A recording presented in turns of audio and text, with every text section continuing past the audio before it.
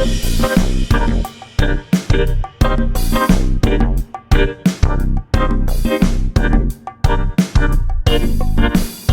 hello, hello, Bible scholars. That's you. Yep. If you clicked on this video, you're a Bible scholar because you're studying the Bible. All right? It's awesome to have you. If this is your first time on my channel, welcome. My name is Teneza. I am the mother. Let's go ahead and keep the theme going. I'm the mom of 3 scholarly kids living in the heart of New York City. On an adventure. I am reading the Bible for the very first time.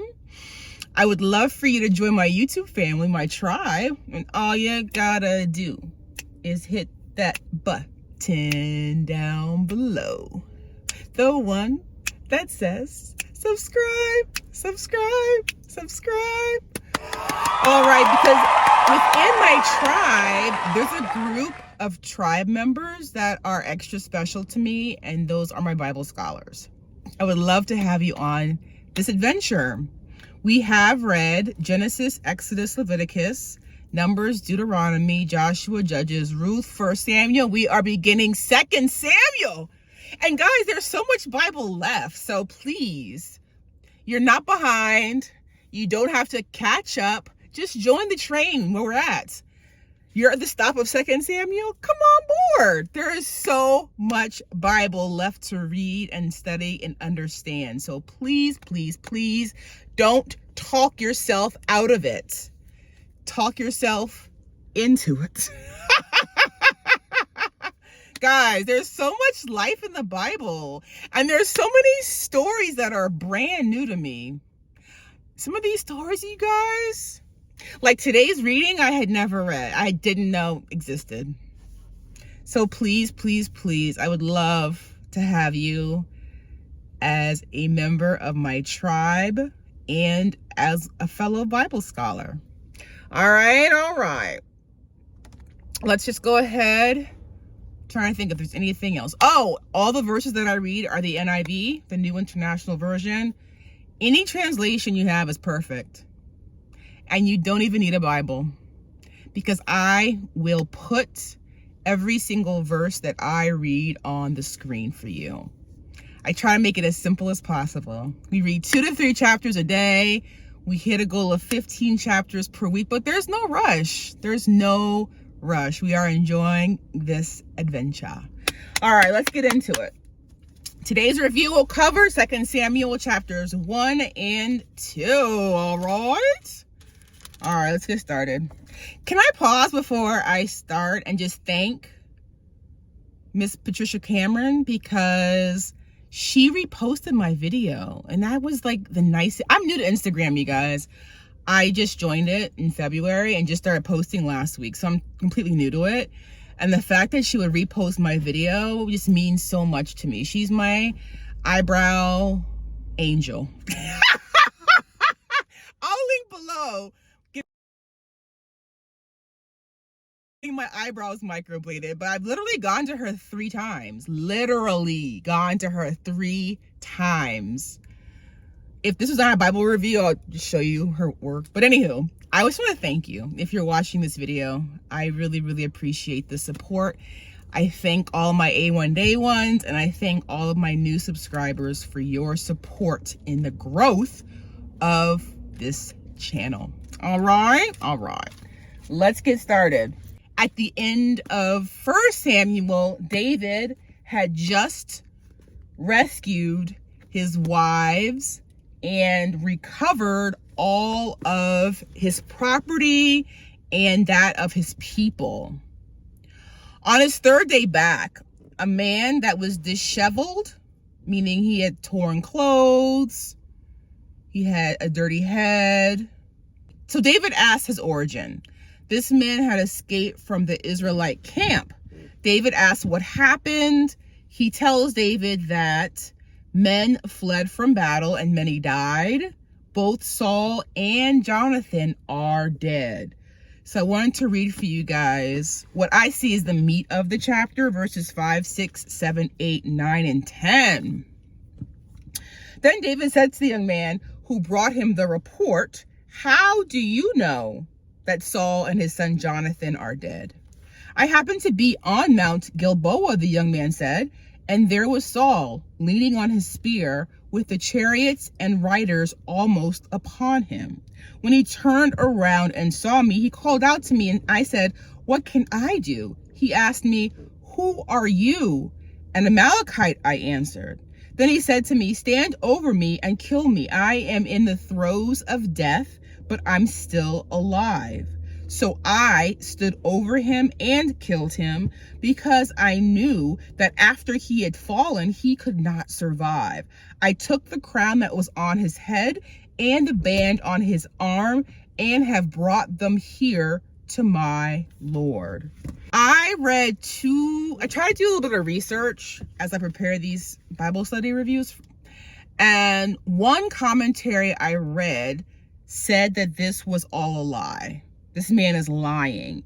And I just kind of wanted to go back to 1 Samuel, the last chapter of 1 Samuel, chapter 31, and read verse 4 again. So at the end of 1 Samuel, it says that Saul had said to his armor bearer, "Draw your sword, run me through, or these uncircumcised fellows will come and run me through and abuse me."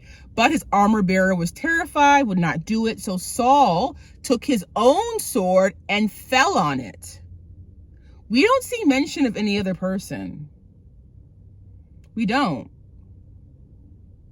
And so one commentary said that this man was lying to David, trying to get on David's good side. Another commentary I read mentioned that David could not understand, like, the gall, right? The gall, the arrogance of this man. He would, and again, this is just, David being so humble, is that no matter how many times Saul tried to end his life, no matter how many times Saul came after David, David never retaliated. He didn't. He saw Saul as God's anointed, and he wouldn't touch him. And so David and his men, they mourned, they wept, and they fasted for Saul and for Jonathan. Remember, Jonathan was a true friend to David. Jonathan went against what his father said in support of David. The man tells David that he is an Amalekite.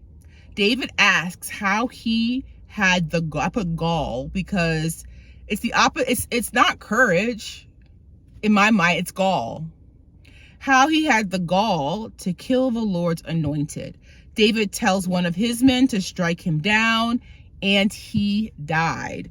Chapter 1 ends with verses 26 and 27. "I grieve for you, Jonathan, my brother. You were very dear to me. Your love for me was wonderful, more wonderful than that of a woman.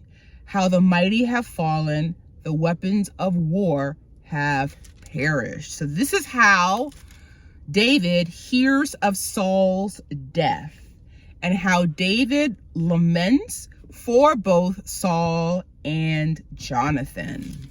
2 Samuel chapter 2 begins with David seeking the face of God. Woo! His faithfulness is so inspiring. All right, let's go ahead and read verses 1 and 2. "In the course of time, David inquired of the Lord, 'Shall I go up to one of the towns of Judah?' he asked. The Lord said, 'Go up.' David asked, 'Where shall I go?' 'To Hebron,' the Lord answered." Again, David sought the face of the Lord.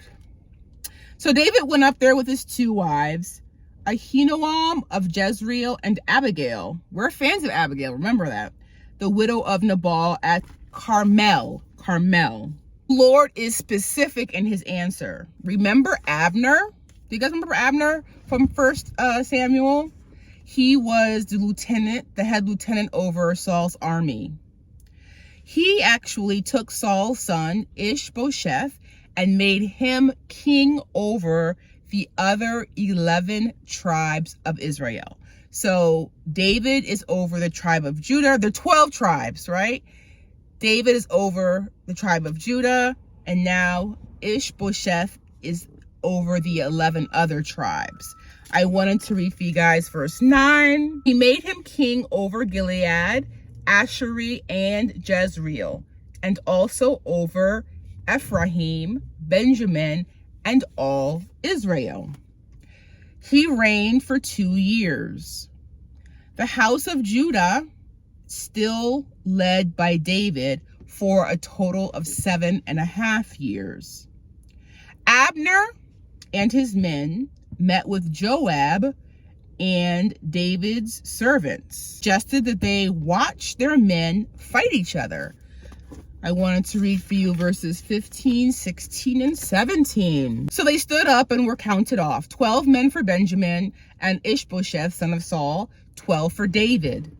Then each man grabbed his opponent by the head, thrust his dagger into his opponent's side. They fell down together. So that place in Gibeon was called Helkath Hazarim. The battle that day was very fierce, and Abner and the men of Israel were defeated by David's men. All 24 men that were fighting died. Joab and his men put Abner and his men to chase, so they were chasing them. Joab's brother Asahel was quick. The Bible says he was fleet-footed as a wild gazelle, and they chased Abner. Verses 22 and 23. Again, Abner warned Asahel, "Stop chasing me. Why should I strike you down? How could I look your brother Joab in the face?" But Asahel refused to give up the pursuit. So Abner thrust the butt of his spear into Asahel's stomach. The spear came out through his back. He fell there and died on the spot. Every man stopped when he came to the place where Asahel had fallen and died. Joab and Abishai pursued Abner. Abner tells Joab and Abishai nothing good will come out of their pursuit.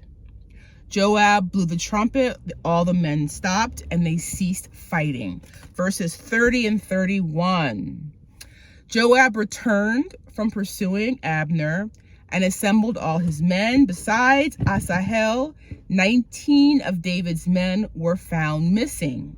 But David's men had killed 360 Benjamites who were with Abner. So David and his men won, but they did lose Asahel. They took Asahel, buried him in his father's tomb in Bethlehem. Joab and his men marched all night and arrived at Hebron by daybreak.